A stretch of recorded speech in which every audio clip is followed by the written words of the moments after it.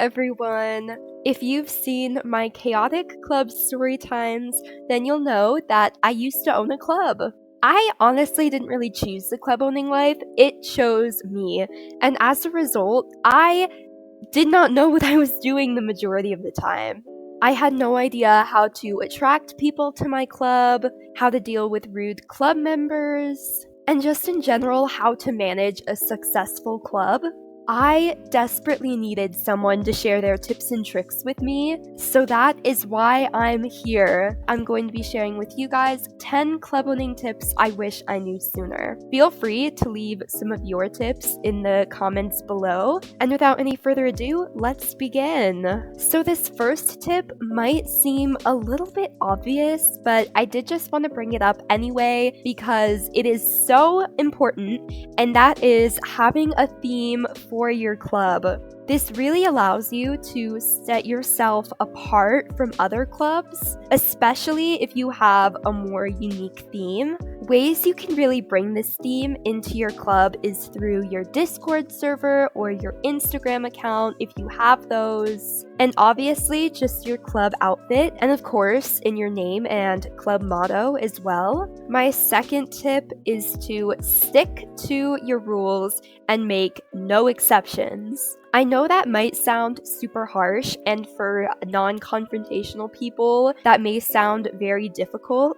The problem with making exceptions is once you make an exception to a rule for one person, you have to for everyone, you know? Obviously, there are very special circumstances in which you kind of have to bend the rules for people, but you need to be very, very choosy about when you do that. Because not only does that kind of create like a bad look for you if you're breaking your rules all the time, allowing your club members to break rules all the time, it'll make things harder for you down the road, trust me. I'll go ahead and share an example I have with this. So I had this amazing club member, we're gonna call her M. M was the sweetest freaking person, she was so kind. However, she did not have Star Rider, and we held all of our practices pretty much in the Silverglade riding arena. Whenever we had events, they typically took place in places where non-Star Riders couldn't access. I ended up letting her join the club. I don't really remember how I let her join or like how that went, because being a Star Rider was a requirement to joining my club, but she ended up joining, and in the end, I feel like it caused a lot of grief for both her and I, just because I'm sure it was annoying for her to not be able to attend all the practices of her own club. And also, I would just feel really bad as well that she couldn't come. We would sometimes hold our practices in the Moreland Arena, but because, you know, it's like circular and it's shaped a little weird and stuff, it just wasn't the best arena for us. Overall, it was not an ideal situation for me or M. And later on down the line, I ended up accepting a couple more non-Star Riders into the club because I felt bad. I felt like because I had allowed M to join, I had to allow these other people to join too, to be fair, you know? So again, it might sound harsh, you might feel mean for doing it, but you just need to stick to your rules. My third tip, okay, this one kind of contradicts the last one. There's a balance, okay? And it's not to be too strict. This is a horse game. This is a silly horse game. Treat it as such. Don't take it too seriously. I've been in clubs before that just took dressage and like whatever else they did so freaking seriously. In the end, clubs are just meant to be a fun community of people, and by having things be too serious, it just takes the fun right out of it, and then no one's gonna want to be in your club, and you're not gonna have fun running your club if you're being super serious and super strict all the time. My fourth tip is not to ask too much of your club members. You have to remember that everyone has lives outside of Star Stable, and you need to treat them with patience and understanding. For example, if they're not able to make it to events. Obviously, there is a point where if someone is just being so inactive and attending so few events that they're hardly a part of the club, at that point, that's when you kind of need to have a conversation with someone. But, you do need to be understanding of everyone's situations. People have different levels of being busy. A club I used to be in would actually assign homework, which I feel like that could work for some clubs, I don't know. And I was really, really busy at the time, and I wasn't really treated with much grace and understanding when I didn't have time to practice these moves on my own. So just remember that not everyone has a ton of time on their hands. Number 5, don't be afraid to kick people out of your club if needed. And again, I'm saying if needed. I think kicking people out of your club is something that, for example, I once kicked out a member in my club over a misunderstanding. Well, kind of a misunderstanding. I think I went over this in one of my club storytime videos, but just to give you the shortened version of it, one club member told me that the other was being really rude to her, and I did a little bit of investigating, but not too much, and I ended up siding with the club member that was claiming that the other, oh my gosh, this is this is why I always assign letters to people. Basically, I unfairly kicked someone out when they did nothing wrong and the other person was being a liar. You don't want that to happen. So you want to be careful about when you kick people from your club. You want to make sure that they deserve it and you're not just doing it for no reason. Gossip and drama can so easily ruin your little tight-knit club community. You just don't want that. So if someone is spreading rumors or lies or just being rude to other club members, talk to them about it, and if they don't change, then you just gotta kick them out. It'll be for the better of your club.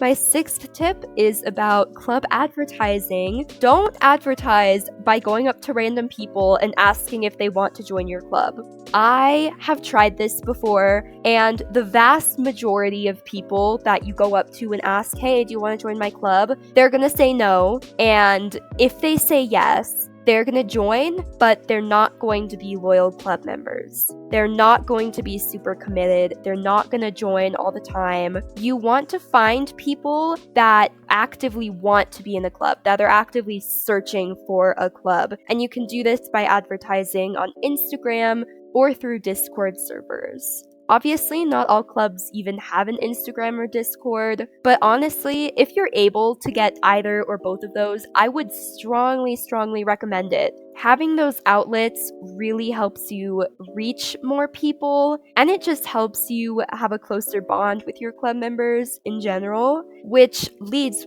very nicely into my 7th tip, which is to befriend your club members. Like I mentioned earlier, clubs are meant to be a way for you to connect with other people and build friendships in this game. By befriending your club members, not only are you making potential friends for life, but you're also strengthening your club. I've been in clubs where the people there were super close and super tight-knit, and I've been in clubs where they really weren't, where it was just people who got together to do dressage. And while that's fine, I always noticed that the people in clubs where they were friends with all the other members were always much more passionate about it, much more loyal to the club. My 8th tip isn't really a tip, but it's just kind of a reminder. Having a club on the smaller side isn't always a bad thing. In fact, personally, I definitely prefer smaller clubs as opposed to large clubs. They allow for a closer, more tight-knit environment, and I've found that more often than not, the people in smaller clubs are a lot closer to each other. They're a lot more, I keep repeating these words, but they're a lot more passionate and loyal to each other and the club. All clubs struggle to find members at some point or another, but that isn't always a bad thing. Just always try and be content with the people you have. Even if you just have 2 members, you get to really focus on building that bond between you and your 2 members. Because if you have way too many people in your club, if it's maxed out, it is so difficult to talk to everyone and be friends with everyone. And while doing dressage and stuff with that many people can be so much fun. it can be more difficult to really get to know them all as people, you know? Ooh, we're getting towards the end now. My 9th tip is to put yourself first. And by that, I mean really prioritize your mental health, your well-being. While your club is extremely important, you need to be your number one priority, because if you're not putting yourself first, then who's gonna put you first? In my notes here, what I have written down is a bad club owner makes for a bad club. And this is something I have very much experienced firsthand. In the club I owned, I was pretty much given the club by someone who said they just couldn't handle it anymore. And I could definitely tell that it was coming. For a couple months prior, this person had been not attending events as frequently. They hadn't seemed like they were putting their whole heart into it, and the club was struggling. People could tell, and people were kind of starting to leave the club, people were starting to move on. And I'm gonna be honest, during my last couple months of owning my club, the same thing happened. I was losing my passion for it. I had been struggling to take care of myself, so obviously I couldn't properly take care of this club. And, you know, people noticed that. People started leaving. That was fair of them. The club was on the out and everyone could tell. So just always put yourself first. If that means taking a break from your club, putting it on hold, disbanding it for a little while you put yourself first, then that's just what you gotta do. And my very last tip is one that I cannot stress enough, and that is, if possible, co-own your club with a friend or someone you trust. If you're a first-time club owner, especially, owning your club with a friend will be life-saving for you. All the work that goes into creating a club, like creating a Discord server, making Instagram accounts, advertising, just everything, it takes so much work. It takes so much time and effort and passion, and it can really burn you out if you're doing it all by yourself. But by doing it with a friend who is also really passionate and excited about making a club, you can split those responsibilities. It prevents you from getting burnt out as quickly. It takes a lot of that stress off of you, and also it's just more fun because you already have a close friend in your club.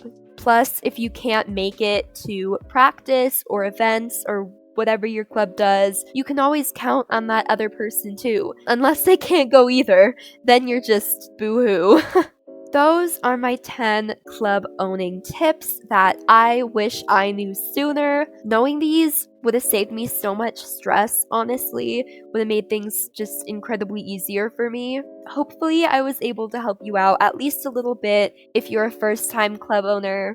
And if you are, I wish you the absolute best of luck. If you've made it this far in the video, then I'll reward you by informing you that there will be another video later this week. I think I'll be playing Roblox. I think that's what I'll do. I just finished my midterms last week, so this week is my spring break. I'm off. I don't really have much going on, so I'm on that content grind.